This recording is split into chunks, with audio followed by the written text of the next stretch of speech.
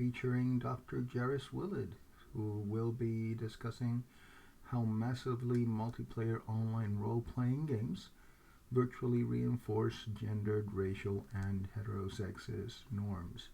So we are going to click here to join, and we will get started as soon as our host lets us in.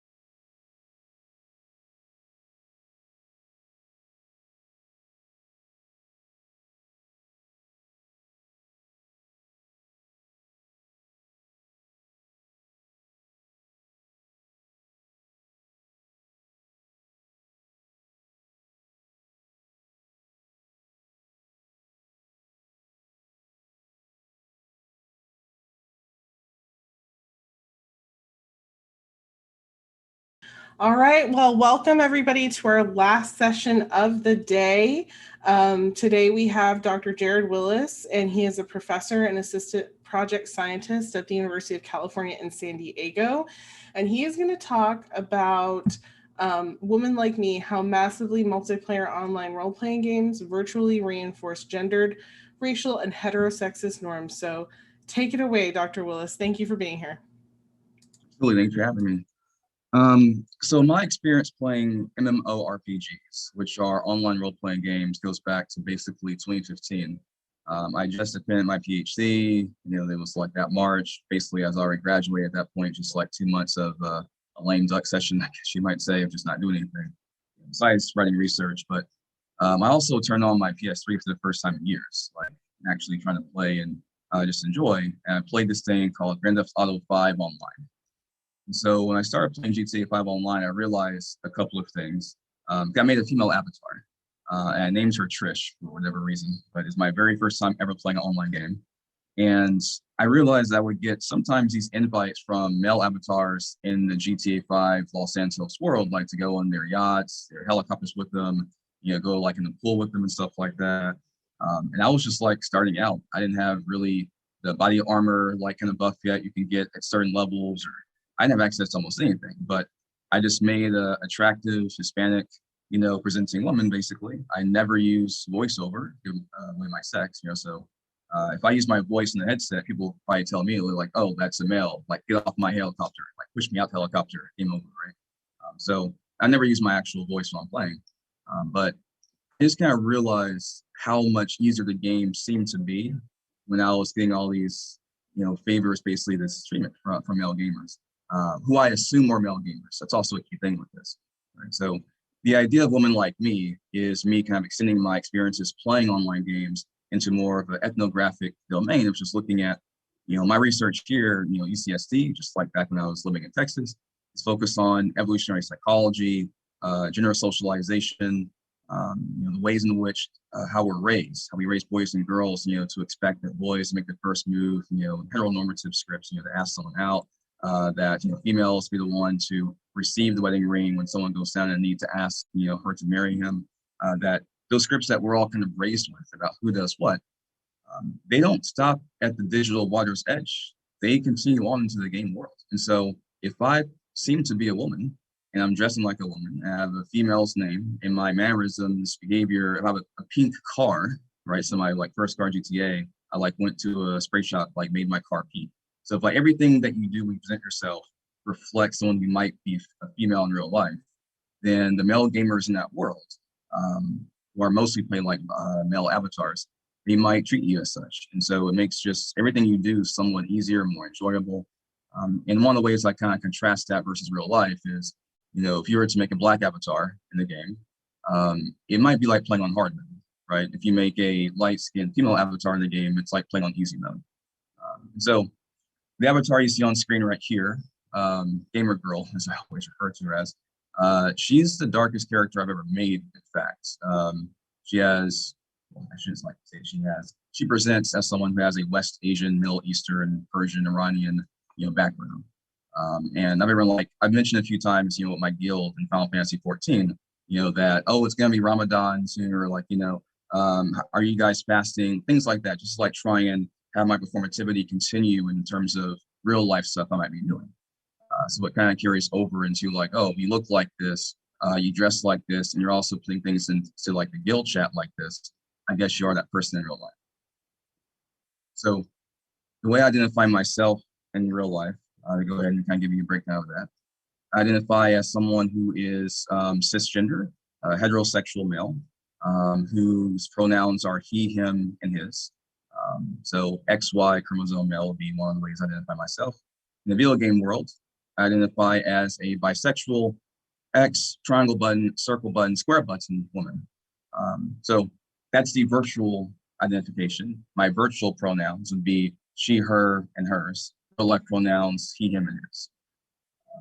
Now, there are a few cases more recently where I've even like used Gamer Girl across domains into like reality. What I mean by that is this: to make sure that people in my guild cannot figure out who I am in real life, I had to make sure that the account that I used with Final Fantasy 14 was an account that had an email with a female name. And so I have like a fake email address. Well, I mean, it's not fake, but it's email address I made like for Gamer Girl, which I've also used myself a few times, just kind of checking some other kind of research and inquiry. But I made her own email account. And so I noticed in a few exchanges via email that when I would send an email, to some place as myself, as, a mostly Black male, right? So I have Native American heritage. I consider myself a third generation multiracial person with Native American background, but you look at me, you're going to see Black male, right? So I've sent emails out, of myself just as me, my Jarryd.Willis, Gmail accounts. I've also sent out emails as Gamer Girl. And the difference, basically, do that real fast while I'm on that topic. The difference is that I tend to get like fuller, more detailed responses from people whenever I've sent emails as Gamer Girl, relative to emails I've sent as myself, to the exact same like entities, exact same personnel. And it's interesting because one of the things I also noticed is like not just like a reply more often, it'd be like a more detailed reply. And even the things that you might say at the very end of an email chain, like hope you have a good weekend, take care. That sounds great. Thanks so much. I would get a reply back on that of like, oh yeah, sure thing. Like the responses I would get back just in terms of those small end of conversation pieces, like, yeah, like here's sure things, like, oh, it looks great. I would never get that kind of like, like, oh, that's so sweet and stuff, like when I emailed the same maybe female individual as myself, as a Black male. And so that's just one way in which Gamer Girl, in my usage of her, has even transcended just the game world alone. Also, as a side question real fast, is there a way in which anyone who wants to join the talk can be like admitted automatically? I've like admitted 2 people like manually myself, getting like a little button when it pops up, but he's like, oh, don't worry, I'm admitting people as they come in. Okay. See Johansson in the chat. I put a chat box over here on my other monitor. But so this is just like an example of how I've used Gamer Girl across domains. And her name for the email account, it's not gamergirl@gmail.com. It's like a first name and a last name that I just made up for her. Also, I've used the same first and last name for every female I've made since the first one I mentioned. I named her Trish. I gave you her name because I'm not concerned about anyone sharing it and like ruining my research. I'm not going to tell you Gamer Girl's name because that's still kind of an ongoing investigation. But I use the same name for every single female avatar, whether it's Elder Scrolls and Xbox or Final Fantasy on PS4, which I think Xbox goes to PS5. All right, so kind of just that real fast. A few of the other examples, maybe before we jump into stuff with the video game, is that the narratives I'm going to be discussing in terms of how courtship scripts, socialization and stuff works in the video game world, it also works outside of that. I mean, I kind of mentioned the email example a moment ago, but if you just look at dating apps, right? So look at MDAs, mobile dating applications, Tinder, OkCupid, Match.com, eHarmony. The same rules tend to apply. Right, so it's not just that we're being reinforced in heteronormative ways when we're playing these games that either have storylines that are kind of tailored towards heteronormativity, or we have gamers in the online world that are reinforcing heteronormative ideas in their own playstyle themselves. Even sometimes among those who might gender swap, right? So a key term for overall research with this is called gender swapping. If you look at any literature on Google Scholar, PsycInfo, you put like in gender swapping, you'll find a lot of articles that basically go into this discussion. I shouldn't say a lot, but a growing list of articles in the last decade that go into this overall discussion and what it usually might mean about the gamer, about how they want to play the game, so on and so forth. But MDAs as another kind of context outside of gaming, where we see these same patterns take place, where people might have thought back in the 80s and 90s that the internet was going to democratize everything, make things more egalitarian. It was going to remove the scripts that we were kind of forced to live under, basically up until World War II when things started changing.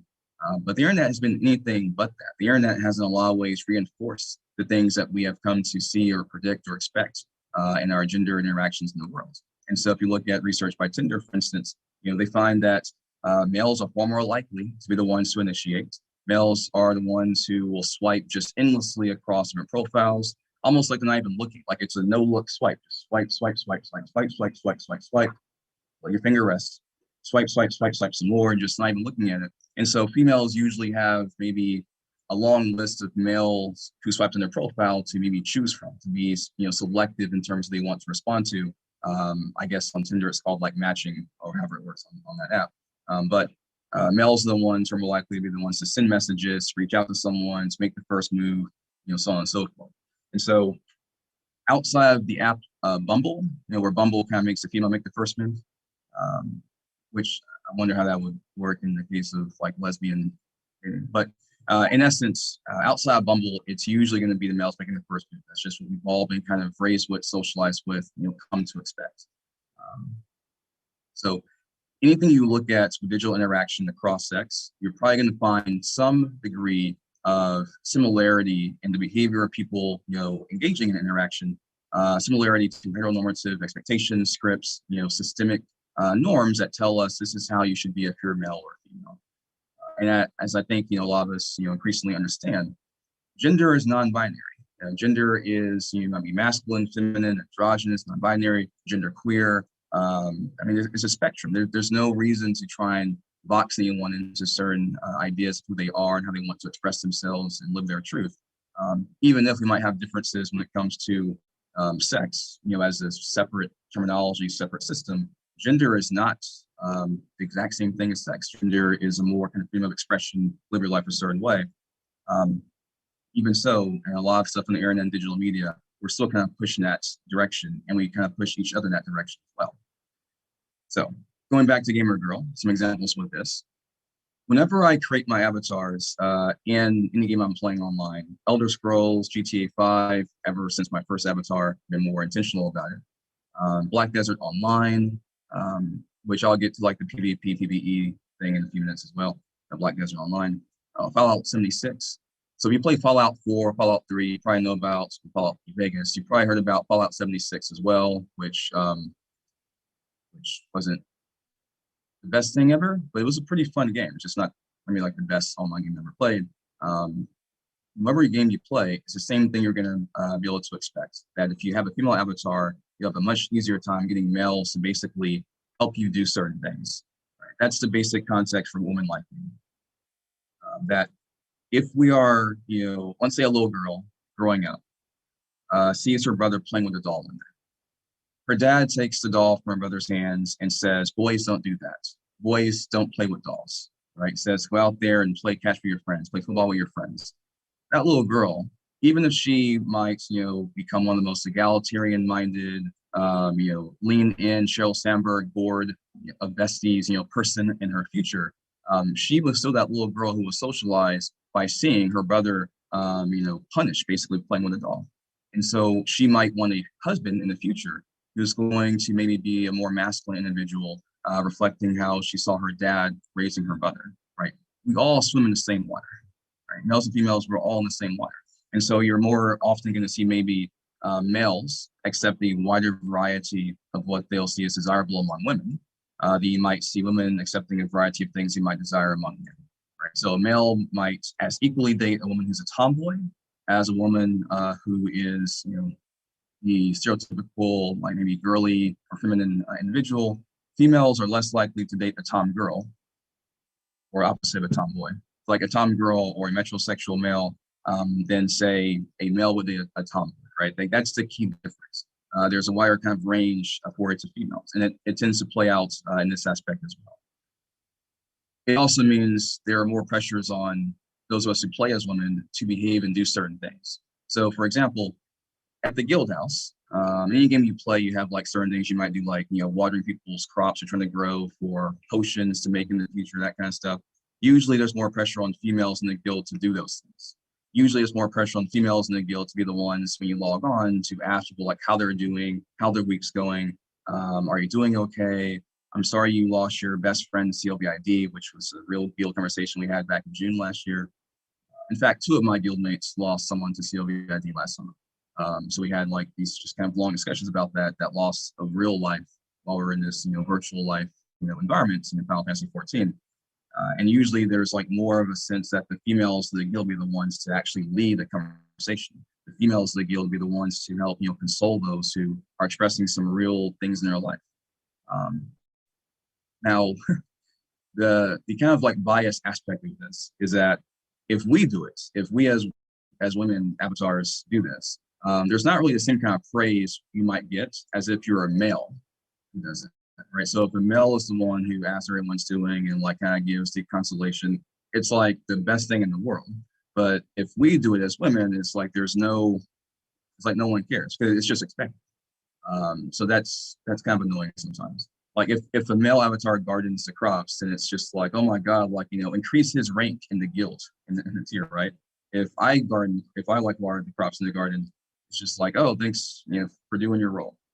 So it's just a like different way in which it's perceived. And I feel like it's similar to like the real world where if someone like brings Christmas cards, for end of year meeting or holiday cards, let's say, puts them in people's mailboxes with Jolly Ranchers attached to them or candy canes. If it's a female employee who does that, she might not be praised the same way versus like if it was Magic Mike who did that. Because Mike did that, like, oh my God, like he's such a like, tough guy and manly man. He like brought everyone cards. That's so awesome. Like you go, Mike. But if it's Monica who does it, you guys expect that because Monica's female, right? So the different ways in which you're praised for things or not based on if people see it as your expected role, right? That bias definitely comes out in the gaming world as well. So let me go a little bit into ways in which I present myself while I'm playing the game. This is referred to as performativity. So some things that are important, to try and make sure that you have in terms of how your avatar is designed, the way in which you behave, things like that. One of the key things is breastiness.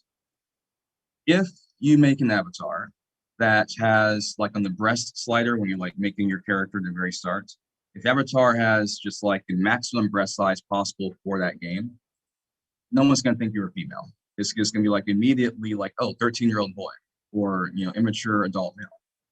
You can't just like max out breast size and expect that to be accepted by others as though you're like really a woman. So example of this is like a poll I did on this question recently even. It's like which one of these two avatars is being played by a male? And yeah, everyone pretty much said like the one on the right because it was like a much larger breast size and you would probably expect a female avatar to have when you're playing a game. Now, to be honest, both of these avatars are played by males, but people more easily discern that the one on the right was played by a male.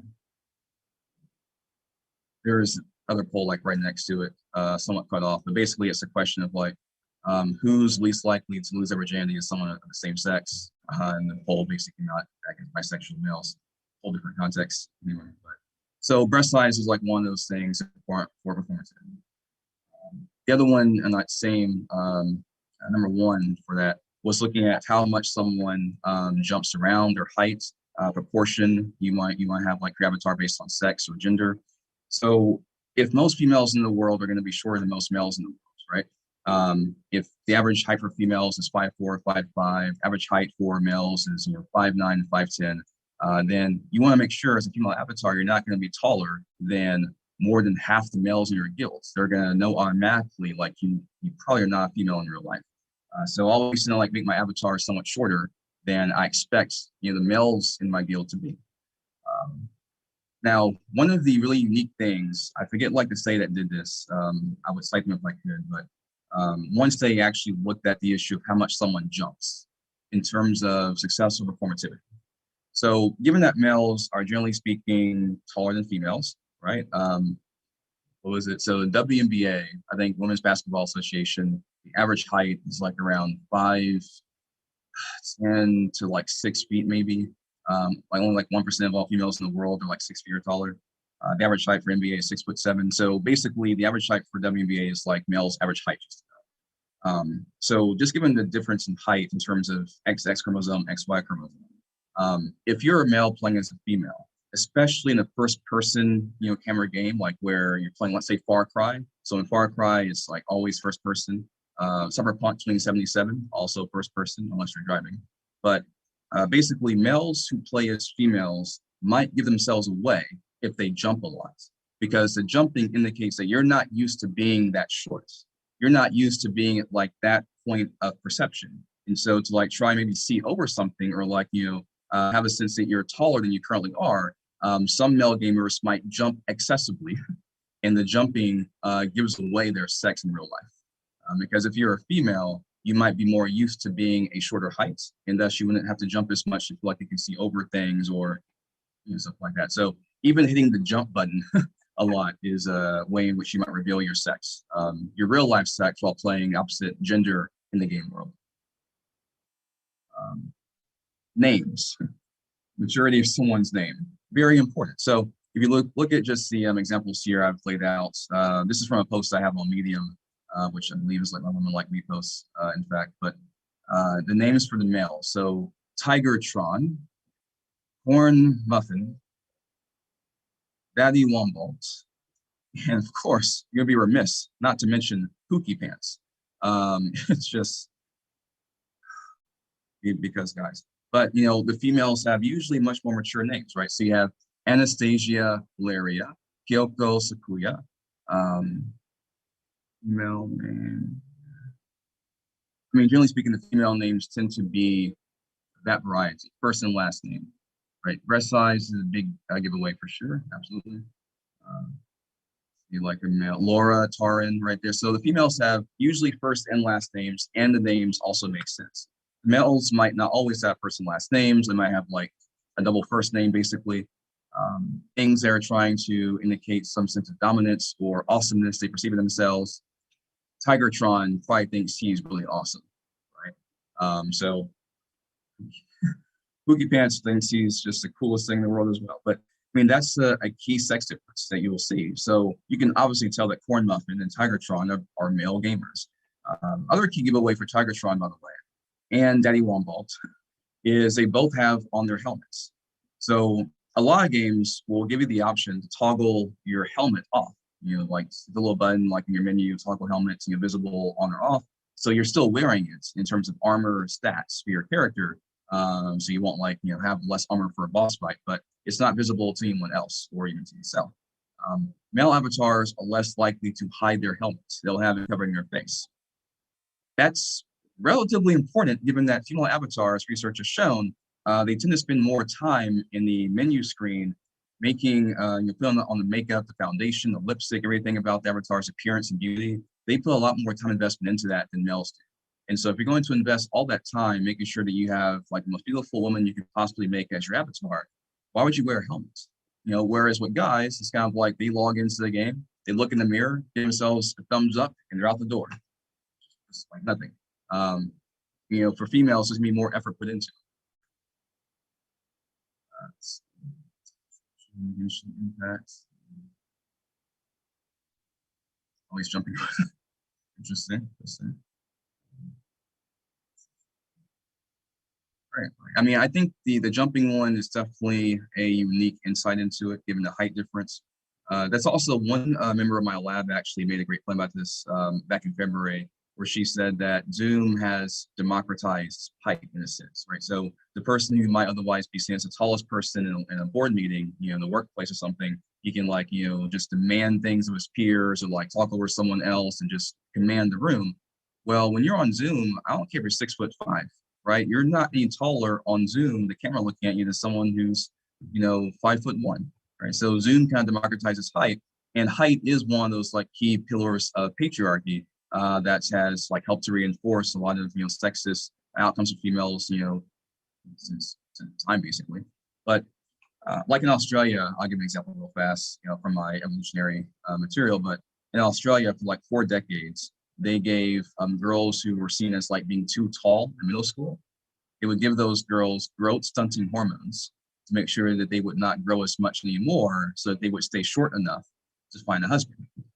So if you were a girl who was like maybe 5'7" in 6th or 7th grade, they put you on growth stunting hormones to make sure that you wouldn't get too much taller, or else it might be hard to find a husband one day, because of course no one ever thought she might be lesbian or might be bisexual and want to marry a woman. But it would actually like stunt females' growth on purpose, because for one, it's like, gotta find a mate, and two, tall females threaten the idea of patriarchy. It threatens like that pillar of male dominance that heights might give just by default, just in itself. Hair, definitely hair. Oh my God, yeah. So one of the key things in my performativity as a woman is I do take more care to my hairstyles, highlights, length of it. I haven't like had a really good cut or change in a while. I'm probably gonna change it sometime soon, if not this month in April. But basically the hair is important. And so if you do have like your headgear showing as a female, which sometimes you might, usually the headgear is a corsage or like a bonnet, a pin in your hair, a tiara, right? So a tiara you have like on the forehead, but it's like not maybe covering up your hair or like your makeup, like a full helmet otherwise would. So whenever females headgear is showing, usually it's something like that, where the makeup and the hair is still visible. Another kind of key point for this is the weapons. So males have usually the weapons showing on their person when they're kind of just walking around casually. Females more often might hide the weapon when they're outside of combat. So males want to make sure you can like see just how large their sword, is, like their axe or something, whereas females will hide it until there's actually like some fight going on. So there's much more kind of pressure on the aesthetic part of it when it comes to women. And just going back to the comment I saw a second ago regarding hair. So I also perform as a bisexual woman. Not always like on purpose or something like that, but I like try to make sure my guild has a sense that I have an interest in like a male and female NPC in the game. Like last night even, last night before I logged off, I mentioned a certain character in Elder Scrolls is husbando. So I said like, he's husbando, like, like waifu, husbando kind of description. So it was like a way of reinforcing the idea of like, oh, she likes males. But it's also kind of hard to maintain bisexuality as a performance, because if you are maybe showing interest in a male for a period of time, they'll think that you're just a straight woman. If you show interest in a female, they'll think that you're lesbian. So the person that you're dating, if you're bisexual, kind of like leads to more erasure of bisexuality, because people will forget you had interest in opposite sex before that, right? But I had a poll about how I might change my hair, last year, back in October, and people voted overall for the bisexual bob on the left as opposed to the one on the right. The bisexual bob is basically kind of one of the hairstyles that's seen as maybe more common among bisexuals in that community. Not that everyone who's bisexual has that kind of haircut, or everyone who's lesbian might have a short haircut or a pixie haircut, or things you might see from Ginny and the L Word, season 4 kind of thing, but or season 2 rather. But basically, appearance. So like hairstyle and appearance, the kind of clothes you wear. If you're in a lesbian community, a gay male community, the reason like for that hairstyle stereotype, a short haircut stereotype, is because hairstyle and how you look can be seen as a cue for safety. That this is a safe person to interact with. And so if you're maybe a lesbian living in Alabama, having maybe that kind of haircut will let other women who are bisexual or lesbian know that you're a safe person to interact with. Maybe if you're living in California, you don't have to worry about that. So your hairstyle might vary more if you're a lesbian in California than if you're a lesbian in Alabama. And that's just performativity in terms of like just real life code switching, utilitarianism, and how you present yourself to other people. But I am leaning kind of towards the haircut on the left a little bit. That's what I might change to about a little bit more. The only reason I didn't like go for it at first, because like in the back of the head of like the one on the left, there's like no like kind of bun or anything, whereas the one on the right does have that. And if you look at someone like from behind, the flatness of like the haircut on the left, someone seeing me from behind, it might not indicate automatically female sex. And I kind of like definitely want the male gamer who sees me to assume female sex. So the one on the right, I kind of feel closer to for that reason, because the way it's rolled up. In any case. Also, I only have like one main on Final Fantasy 14, or one avatar I played with the entire time. I never made a second one. On Elder Scrolls, I have more than one avatar. Now there's one I played with basically ever since 2017 consistently, but I had another one like when I first started playing, and with that avatar, I indicated in the guild, like in all 5 of my guilds. You can have like 5 guilds in Elder Scrolls, just one in Final Fantasy, but I indicated in every guild that I was lesbian. That was a mistake to say I was lesbian, because basically the males of the guild felt like there's no point trying to do anything for me. Like if you're lesbian, then why am I gonna like try and get my digital manhood by impressing you, by helping you with this dungeon or something, right? But if I say that I'm bisexual, which I've done ever since then it increases like my rewards I might receive from male avatars and some females as well. So that's the reason like for the performativity of bisexuality as opposed to being lesbian or even straight female. Now I've highlighted here, I do this like subtly. I try to like maybe mention a few times every now and then who I'm into, male or female, to get a sense that I'm bisexual.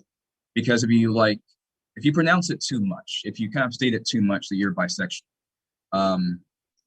it's going to start to seem like maybe you're not. And there's good research on this. Like if you're an individual or a group organization that's like on the edge of being in a group, you're more likely to point out that group identity that you in fact have, to like try to make sure people know about it. So if you're like a small airport, like it kind of says here on the slide, if you're a small airport that's otherwise international, you'll make sure to put international in your title to make sure people know that you're in fact international airport.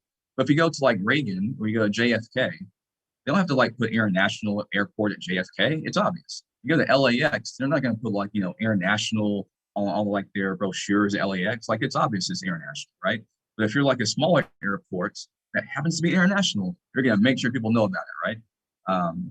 And one of the examples they have here as well is how in textbooks for psychology, you're more likely to see descriptions about how psychology is a real science. Psychology is just like physics. Psychology is just like chemistry. There's like a whole chapter section in chapter 1 about like why psychology is like one of the hard sciences. You're not going to see in a chemistry textbook or a book about physics why it's a real science. They don't have to do that, right? So basically, if you're like more part of a group and it's just assumed that you're part of a group, you're not really going to mention those things about yourself. Like the small airport that's international, or like psychology, which is a science, but we have to kind of mention then how we're a science. Whereas chemistry does not have to mention how it's a science. It's taken as a given.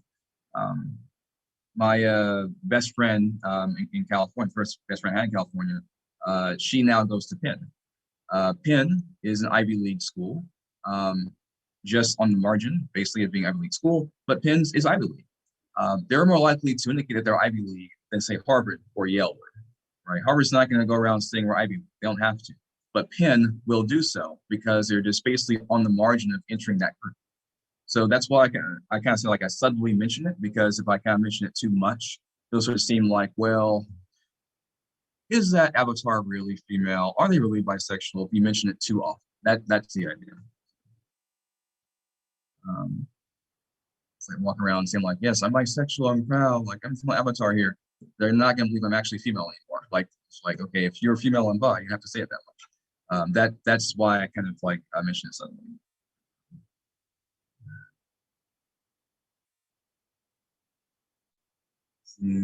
Questions to buy Bob, absolutely. The erasure is difficult to escape for sure when you're performing as a bisexual avatar. It's hard. I mean, unless you just like put it as your self-definition in like a guild chat somewhere. It's like where you describe yourself and it's just in your menu screen. Anyone can just go and look at it. Unless you kind of put it there, it's hard to keep people's knowledge of that, up to date, because they'll just look at like, who you're talking about in chats, male or female, and they'll kind of like decide your orientation from there. So it is like hard to determine bisexuality in that way. I mean, one of the things I did at one point in the game when I changed my hair, I basically just like cut off a whole lot of my hair. And like cutting the hair off in a sense was, so like one thing, whenever you like finish a major DLC in the game, you might decide to have a makeover for your character, right? So there's like the main story quest, and there's like DLCs about Heaven's Ward and Final Fantasy 14, and there's Stormblood, there's Shadowbringers. There's gonna be another one, I guess, 6.0 coming sometime later this year. But basically, after the first main quest, I changed my style, and it's kind of like almost like kind of a breakup feel, like when you like cut off your hair a little bit. So the hair that I have now is hair that person never saw before. Like I'm a new me. That's just kind of like the way I approached it. Now, one of the ways in which you can definitely help to gain yourself male attention is wearing a skirt. I've described in an entire post about the power of skirts. that skirts are like the most powerful item in the game, perhaps, when it comes to utilitarian advantages it gives you in trying to court male attention, to complete quests, to beat difficult bosses, to make a group with, to go into dungeons. That if you wear a skirt, I mean, my God, it just, the male gaze, the digital male gaze cannot help itself. And so it's just one of those additional anchors of performativity, of how the way in which you present yourself can lead to more support from others, based on sex in the game world. Let me just something about this as well, real fast, for females who gender swap. So males gender swap to become females more than vice versa. But it's also the case that males are better at it on average than females are. What I mean is this: women, like, so you have like an XX chromosome, woman gamer in real life who plays as a male avatar in the game. Women tend to behave in a much more aggressively masculine way, almost like overperforming masculinity when they play as males, in a way that's not true of how males behave when they play as women. Like, there's not a sense that you're overperforming femininity if you're a guy playing as a girl compared to females playing as men. Like, that has been seen in a few studies. Like, it's a kind of consistent finding at this point in time. So it's kind of curious as to like why that's the case. But it also go back to the idea that there's a wider range that we'll allow for females. And so if there's like a more narrow range we allow for males in behavior, the females might feel they're playing a male avatar, they have to kind of fit that narrow range that's available for males, and thus they might overdo it a little bit. Whereas if females can be anything from tomboyish to really feminine, and there's just more range that males playing as women can work with to still give the perception that they are in fact a female in real life. Whenever I've like had a post on Medium a few times, I'll have a story like this where basically it's onlyfans.com. If you want to see more, go to onlyfans.com, and basically a link just goes to my Medium piece. But it's a way of like using you can basically use sexuality of your avatar in that way to monopolize male attention. Like when I first like actually started putting any research or piece on this together, it was back in 2019. And it was an email like to a few like real world colleagues, in fact, where I basically said that I think I have a type for men. A type for men in a digital world, but that I tend to like male avatars who are kind of like jerks to everyone else, but they're nice to me in a sense. So it's like they're like not going to share their potions or like give like away their loot or extra money to the other gamers they might come around, other females, but like they'll share it with me. They'll help me out with stuff, help me beat some boss, right? So I kind of like the guys who are sometimes a-holes, but like if they're a-holes, everyone except for me, or if I can like change them in some way, or like it's like a little bit, like I feel like that's the guys I tend to prefer, because in that case, one, the resources that you feel like are limited, you want him only to like expend with you. If you already see him like not oversharing with everyone else, well, that's a good sign, right? So if he's kind of a jerk, that's a good sign. He'll be nice to me, hopefully, right?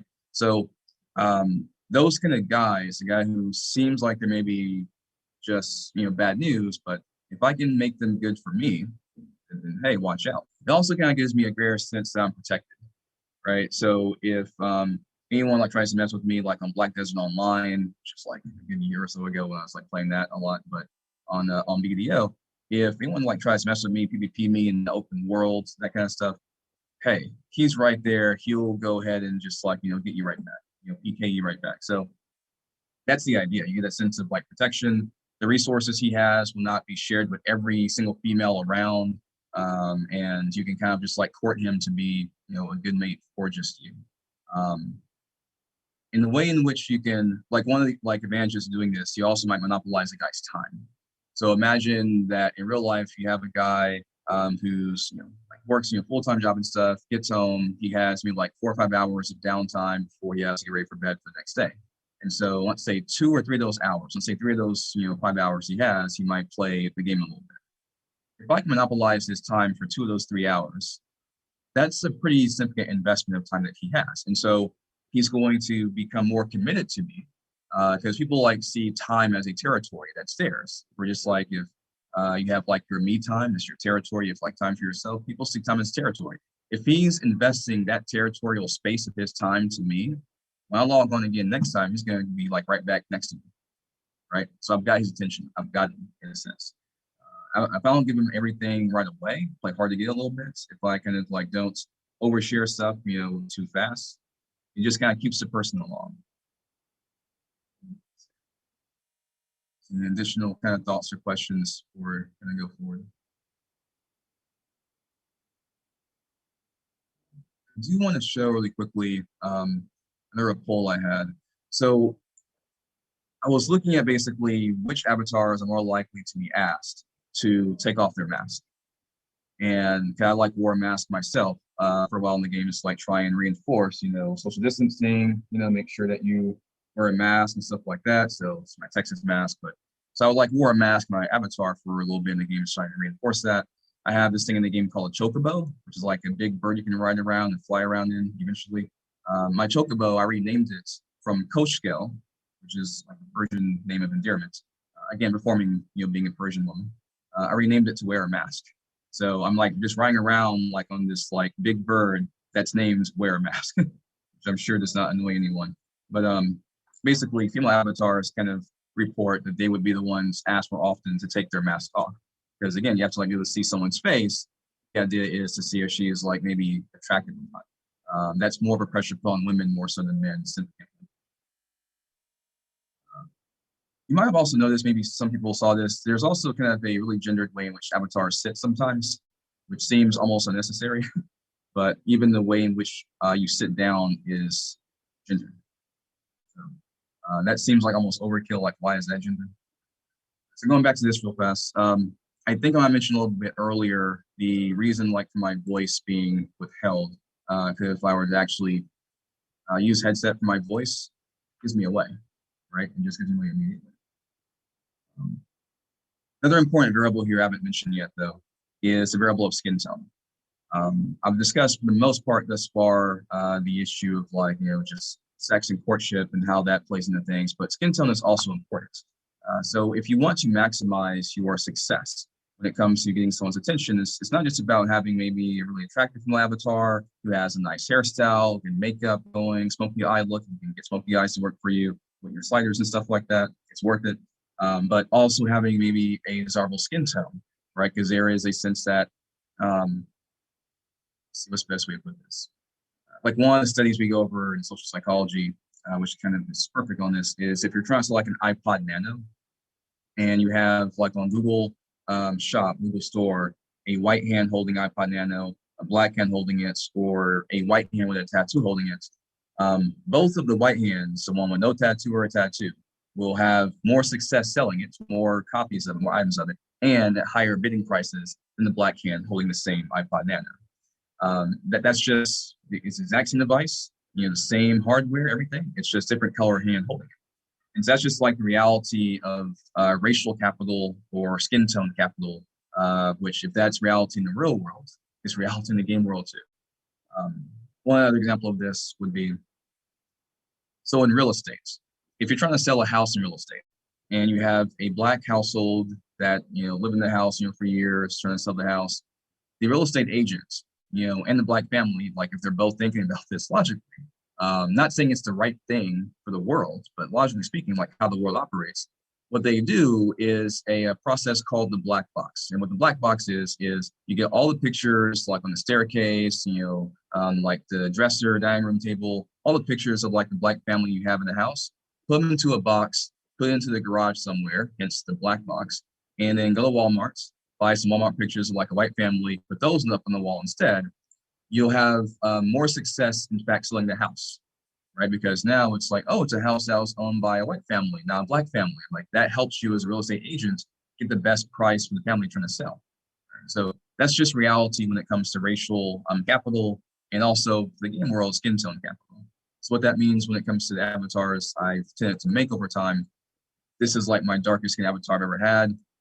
No one's been as dark as Gamer Girl has, but what that means is you want to ensure that you create an avatar with some of a lighter skin tone. Her skin tone was, I think, a little bit lighter at first. I made her darker after like I changed my hairstyle at the same time. It's just that kind of one-time major switch I made with a few things. But skin tone is important when it comes to this. So we like the exact same setup, the exact same way I have my hair, the skirt I might wear, having my makeup, similar way, but like a darker skin tone, I would get less help from males. I'd have less males trying to court me, less males giving me attention in the game, if I, in fact, was darker than my avatar already currently is, which is the darkest avatar I've ever had in my entire life.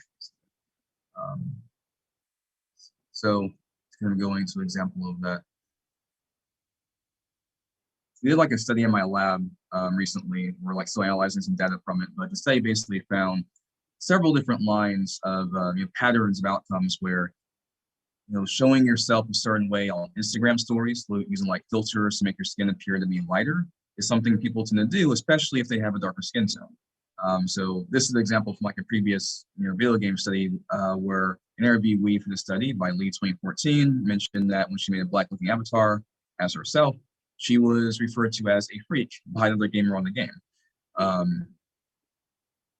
There's like 14, or there's like a pretty high number of millions of people who play Final Fantasy 14. It increased a lot last year. But if you just go around the game world, just looking at different avatars of people, you will notice pretty quickly that it's kind of hard to ever find an avatar that's not a lighter skin tone, or like it's just hard to find like a black avatar, period. There's like this one point I had to quiz up where if I said to a black avatar who I in fact found the game that you're so brave, for being a black avatar, like at what point would that be a microaggression versus an actual compliment? Obviously, it's a microaggression because you're saying that something about the person inherently themselves is brave to show, as though it's like bad or negative to like be a black avatar. But that's just how rare it is to find a black avatar. And the larger point I'm trying to get to with this is whenever you see black avatars, they're usually going to be in games like sports games.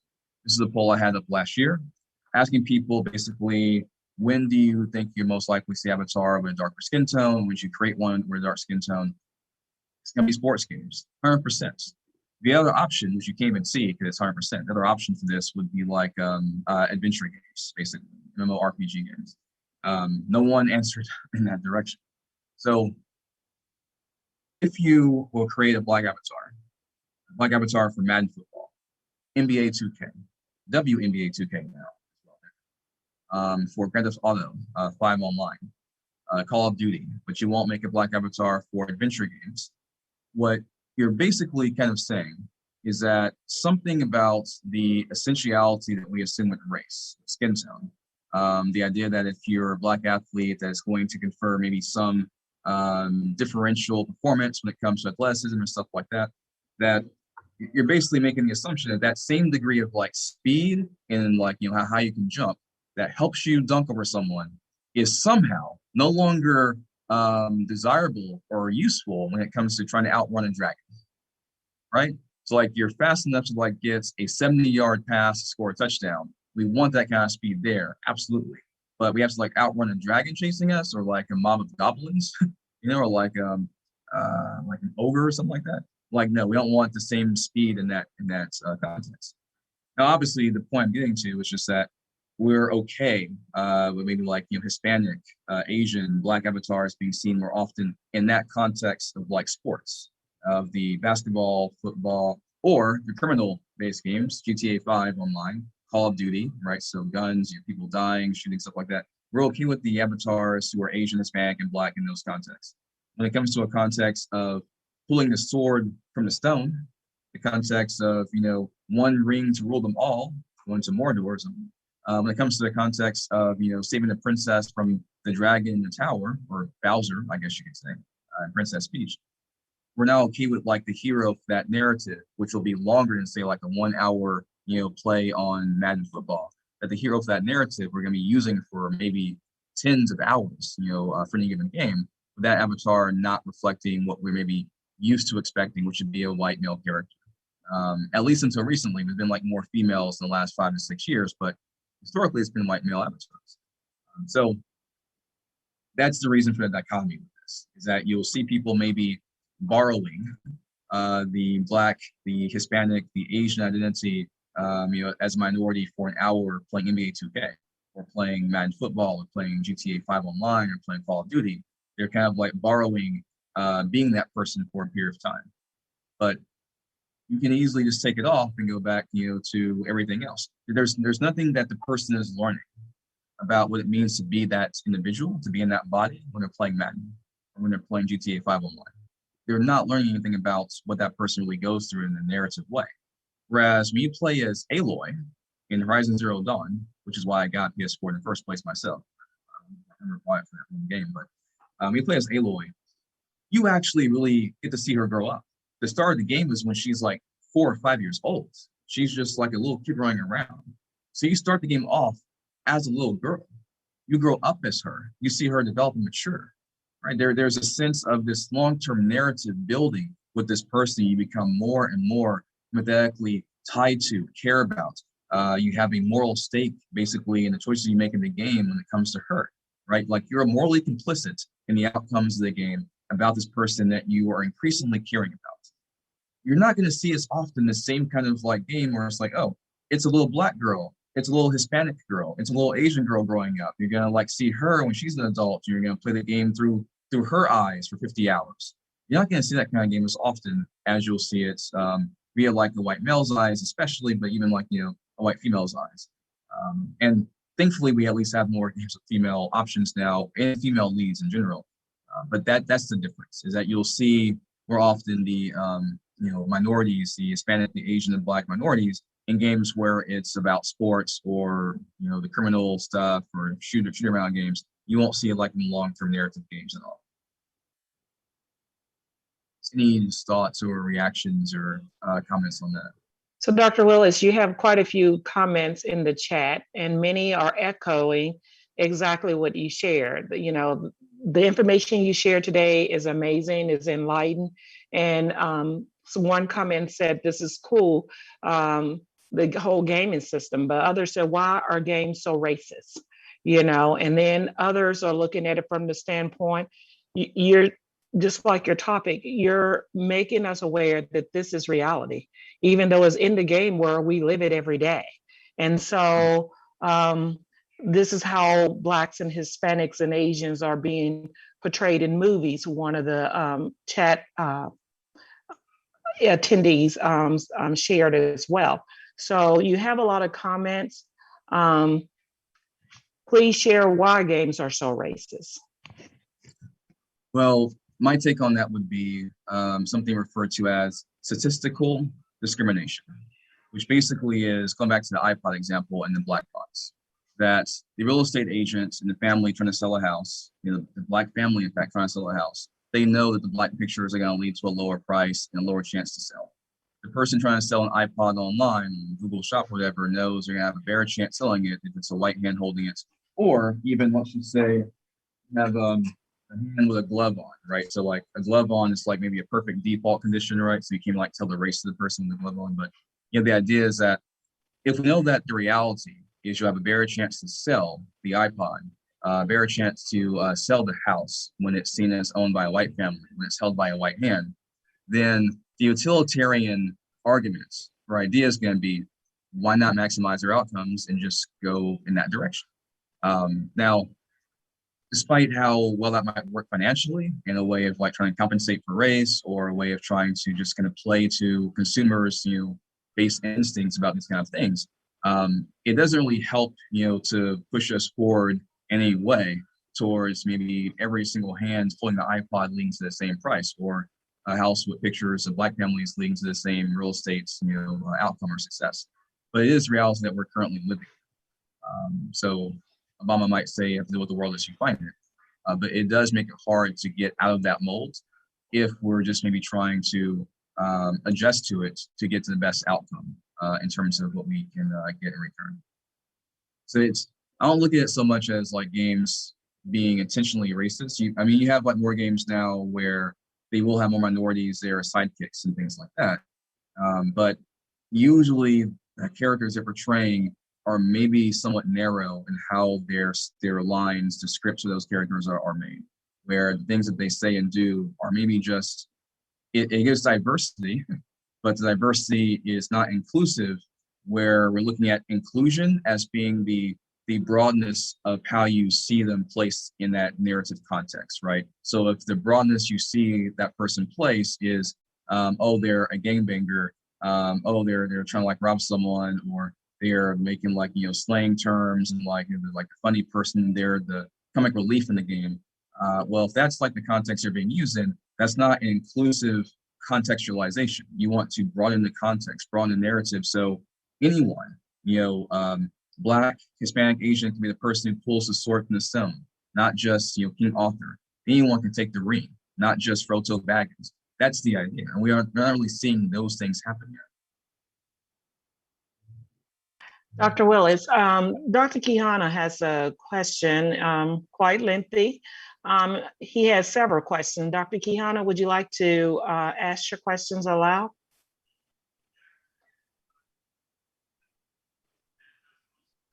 He may be, okay.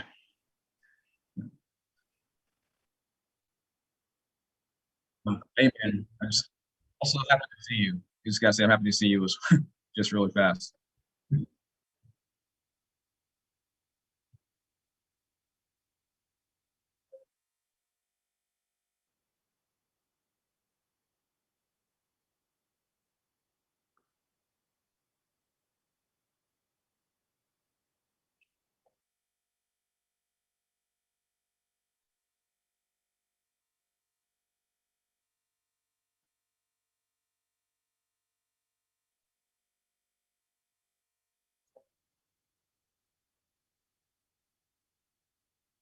I think it goes back to the broadness versus narrowness of the narratives and the roles that we're maybe comfortable with or used to seeing males and females portray.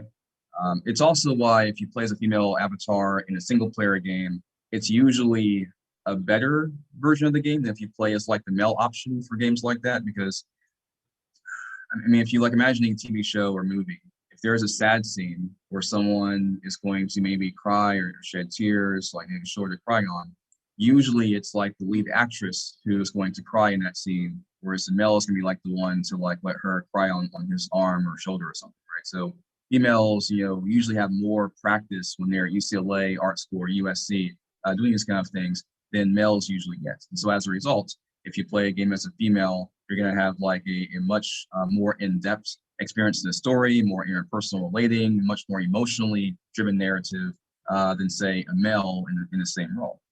Because we're not used to like seeing males performing in the same way, and males themselves maybe don't practice it enough. And so whenever a female is playing as a male avatar, she's probably thinking to herself it's about like the narrowness around like which we kind of box masculinity, you know, which you, on Instagram it's like called the man box basically, right? So if males are kind of placed in a box where any degree of femininity is seen as being less masculine, seen as being less of a real man, and that real men kind of reject expressing emotions, that real men like, you know, don't make themselves feel vulnerable and stuff like that, then females trying to play as males might overperform that aspect. That's just kind of what we primarily see and understand males as being. Now, when males play as females, given the wider range that we usually see of how females are portrayed in TV shows, movies, so on and so forth, it's really kind of hard for males to overperform. Usually whenever males overperform gender, it tends to be in terms of like body proportionality, especially things like breast size. So that's kind of a key reason why. It goes like back to gender roles and the range we give to each sex.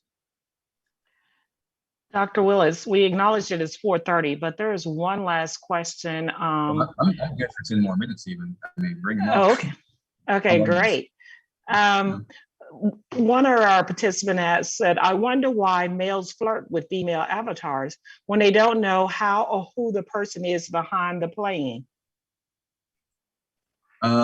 It's because if we're doing our job well, how we perform ourselves and our sense of, you know, sexuality, so performing bisexuality, like this research goes into your punctuation usage and things like that. If we're doing that job well enough to where you can't tell that we're actually a male, then you're going to be somewhat inclined to try and flirt with us. In which case, we're usually going to respond by, you know, flirting back or like, you know, maybe saying like something nice or approving, taking a compliment, that kind of stuff. And basically, we might kind of shadow you, like kind of walk behind you, go with you, doing certain things, certain quests. So like one thing I didn't actually mention in the talk, earlier is the difference in punctuation use, which whenever someone flirts with you, what you say, your punctuation usage is a good way to reinforce the idea that you're a woman. Let me just see, this is like stuff from my own lab I'm about to show right now, our research we did with this, but basically, whenever I interact with people in text messaging or in emails as myself, like Jarryd, Gmail or UCSD in emails, I've used fewer exclamation points in emails as me, going back to my first came to California from Texas in May 2015. I've used fewer exclamation points in emails as myself than I've used as Gamer Girl in guild chats since this January 1st, right? Because when I talk as her, I'm trying to perform as a female. I mean, in this research over several decades has found consistently females use more exclamation points and more excited, kind of language than males usually do. So whenever a guy flirts with me, I'm gonna buy right into it and just talk back with him a way I would maybe imagine if I was, a woman that I would interact with someone. And I just gotten so good at doing that over time that now it's just second nature to me. It's I turn on the PS4, the Xbox, and I basically kind of switch off one aspect of myself into another one to try and make sure I get the best experience out of the game in terms of kind of get somebody else to help me out with this boss, tonight or something. So that's the idea. When you do it long enough, you start getting pretty good at the role performance, and that includes using things like emotes. This is a study that was actually on Final Fantasy 14, actually on that game I'm talking about right now. So females use emotes more in the game than males do. Females will use LOL, MAOA, that kind of stuff more in the game than males do, which again goes back to this decades of research on how females use punctuation, the punctuation of sex, right? So that's how you kind of make sure when someone flirts with you that you maximize the flirtation in terms of getting his attention. Thank you. I don't Absolutely. see any additional questions at this particular point. Are there any other questions for Dr. Willis? I wanted to quickly mention this example as well. So the image on the far left of this, if you ignore the other person, the image on the far left of this, I was at this point in time just sitting outside by myself, doing nothing, just kind of watching the NPCs do stuff, just non-playable characters. And a male gamer, this person right here with the beard and everything, the gamer comes by me, sees me sitting outside, and he decides to trade with me. He decides to trade to give me a free invitation to a wedding because he wants to increase, the women who are going to be there, that kind of stuff. He saw me sitting outside, thought I was hot, decided to give me this free invite to a wedding, a platinum level wedding. And I'm just thinking, okay, a platinum level wedding costs $20 in real USD money. And I'm just getting a chance to go to this thing, just for free. Now, if you're buy it to it, the idea is it's gonna be free for anyone regardless. But the idea is that you probably reserve, people getting tickets and invitations only for those you actually know. I'm just a stranger outside looking hot, I guess in the game, doing hot girl stuff. And he sees me and just gives me this free invite for the wedding. And it's incredible sometimes. I mean, when I was playing Elder Scrolls, I asked our guild leader if I can just borrow $40,000 out of the guild chest to go buy a skirt. Gave it to me.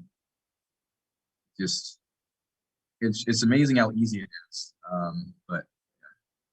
So, oh yeah, definitely. You can follow me on Twitter. I think Johansson. Yeah, put it into the chat, and also Instagram is in the chat. So it is really amazing the experience you have with this. I mean, there's so much more I can go into with it. I know we're out of time, but if there are additional questions, feel free to ask before we close out here in a few minutes. I also want to mention one more thing. Officially though, the reason I call this Woman Like Me is because it's a play off of a book that was written decades ago by an author named, it's called Black Like Me. So what he did in real life, he took medicine to change his skin tone. He's a white, journalist, he decided to make himself, look more like a black person, take medicine to do so, which is really harmful for his health and what he went through doing it, but he succeeded in having his skin tone change. It was for a short period of time, his skin returned to as he was more or less a white male. But in the period of time in which he was trans, racial, basically, all I guess. And when he was transracial, he basically was a researcher doing ethnography, just like I'm doing myself. And so the reason I call Women Like Me is because I'm kind of doing off of his Black Like Me. you got to see and write about as a journalist things that he went through when he was a Black male in the South, the way he was treated when he was a Black male compared to the way he's treated his rest of his whole life when he was a white male. He became a white male again, obviously, when the drugs, medication were off, but just like I become an ex-white male again once I let off the game. I'm like back to being myself. But I do experience some things in the game world when I'm a woman that I've never thought about in real life. I mean, there was even like a time in one of the games I played where I would just make sure it's like wear rings on each finger to make sure it seems like I'm spoken for, like I'm not single. So like, here's my rings, like I'm not single. Like guys back off me a little bit, like stop being so aggressive and stuff. So it's just, yeah, it's like one of those things where unless you can be in someone's shoes and have a sense of what they experience, you know, playing the role of a female avatar, online game or single player game with a great narrative, or playing as a Black or Asian Hispanic avatar single player game, hopefully one day where it's not something like GTA 5 with Franklin. You can like get a sense of what someone else might really go through. And hopefully games will start to go more that direction where it's not just about being diverse in terms of NPCs or diverse in terms of your teammates, but it's also about inclusion of narrative, where you might have a Black, Hispanic, or Asian character that has a narrative that's just as inclusively multidimensional in where it might go in the storyline as you might have had for any white character forever. That's what we need to start seeing. Thank you. I think you did a great job of helping us see gaming from a different light and how gaming also reflects reality. So I will let Dr. Laredo close us out. Thank you very much. And I really appreciate your presentation today. Absolutely. Thank you. Thank you. All right, guys. So I've left the link to the next event in the chat. If you are ready to play, you can join Dr. Quijano's Twitch stream. But other than that, thank you so much for being with us today. And we have another full day of, some webinars essentially and breakout sessions tomorrow. So I hope to see you then. Otherwise, have a really good night and I'll see you tomorrow. Thanks, guys. Thanks so much for this. And by the way, one last thing, make sure if you go out, wear your mask. Right. So. Yes. Yeah, we just had a absolutely. We're in Texas. So we definitely need to wear a mask. All right, bye everybody. And